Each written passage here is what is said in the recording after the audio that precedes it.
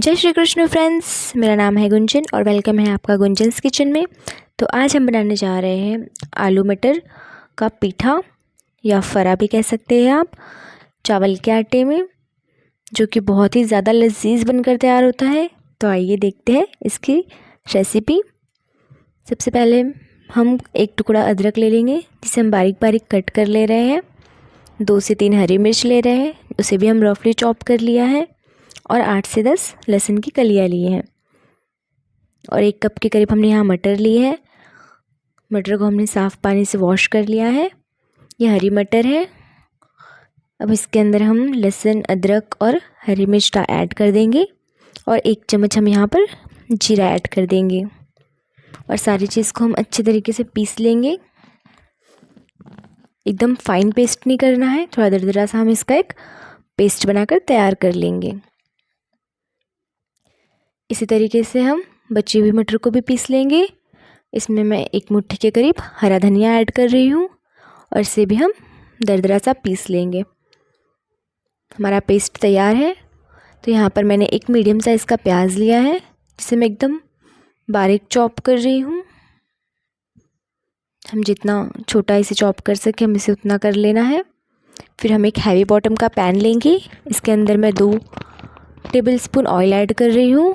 आप कोई भी कुकिंग ऑयल ऐड कर सकते हैं। इसमें जो हमने बारीक चॉप कर प्याज रखा था हम वो ऐड कर देंगे और इसे अच्छे तरीके से मिक्स कर लेंगे।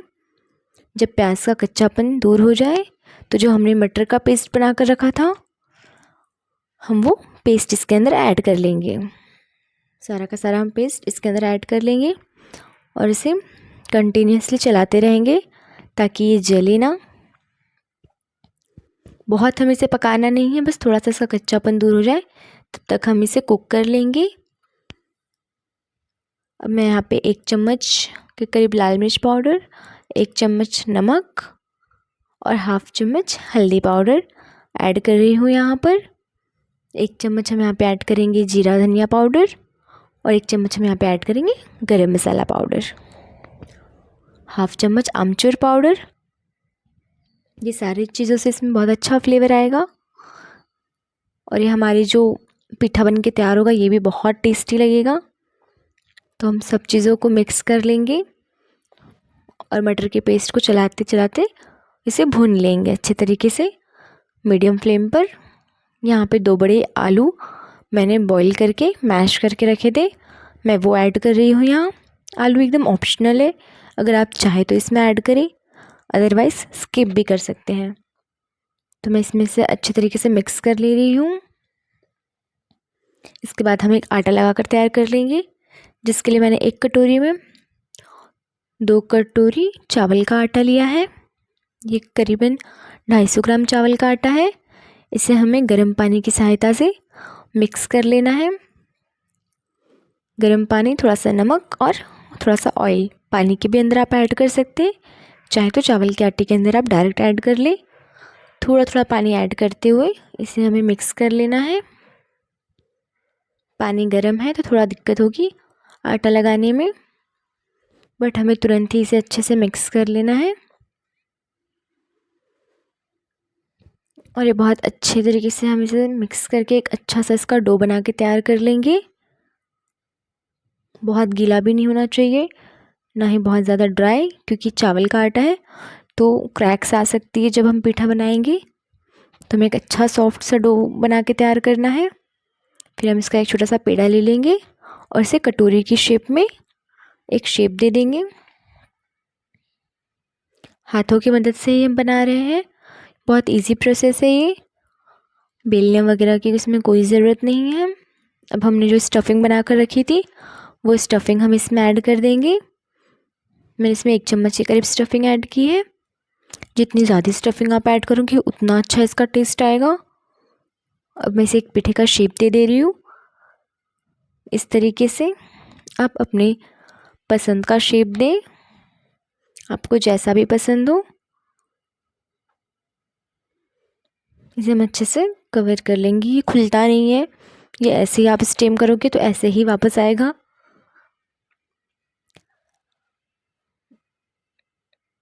इसके बाद मैं इसे एक राउंड शेप भी दे रही हूँ। जो कि मुझे पर्सनली बहुत पसंद है। गोल गोल से वो देखने में भी बहुत ज़्यादा क्यूट लगते हैं और टेस्टी भी लगते हैं। थोड़ी ज़्यादा स्टफिंग भर दी है मैंने इसके अंदर।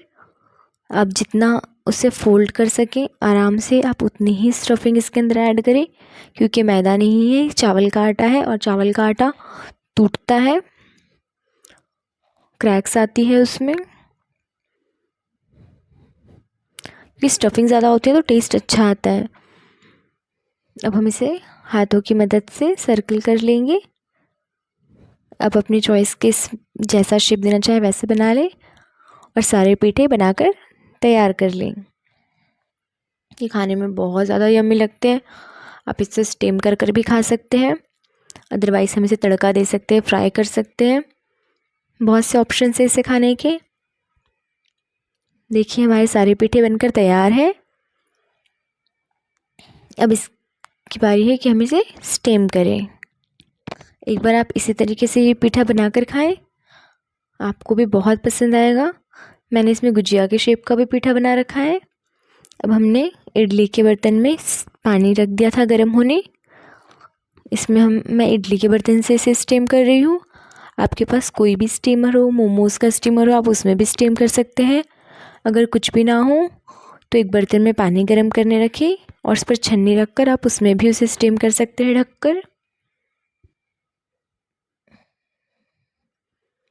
स्टीम होने के बाद देखिए इसका कलर थोड़ा सा डिफरेंट दिखेगा। पहले वाइट वाइट जो दिख रहा था चावल का आटा कच्चा, वो अब स्टीम हो चुका है, कुक हो चुका है। तो आप देख सकते हो।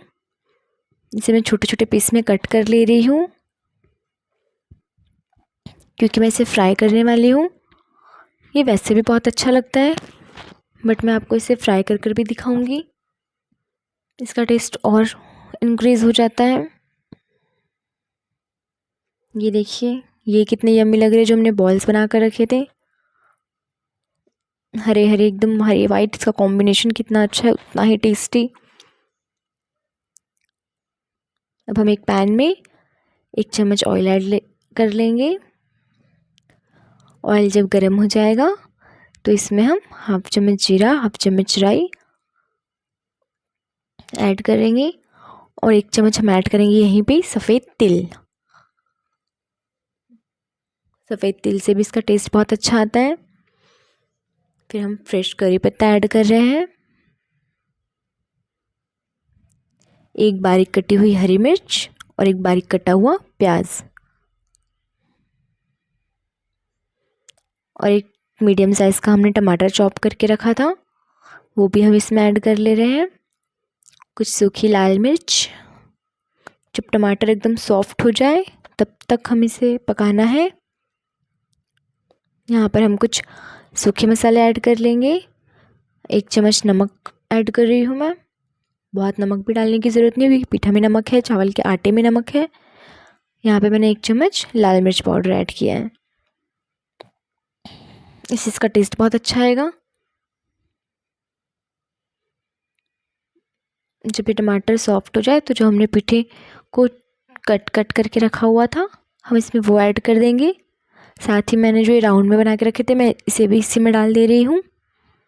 अब ऐसे चलाना तो मुश्किल है, तो मैं इस पर इसका ढक्कन लगाकर मिक्स कर लूँगी इसे अच्छे तरीके से। हमारा तड़का तो बन के तैयार ही था और पीठा भी पका ही हुआ था। तो इसे हमें एक बार ऐसे करना है कि इस पर सारी कोटिंग हो जाए और ये अच्छे से इसमें मिक्स हो जाए।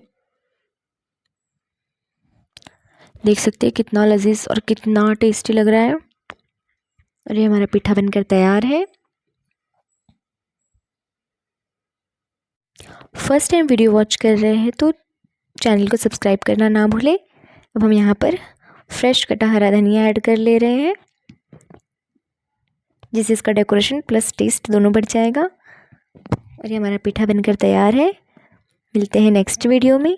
राधे राधे, बाय।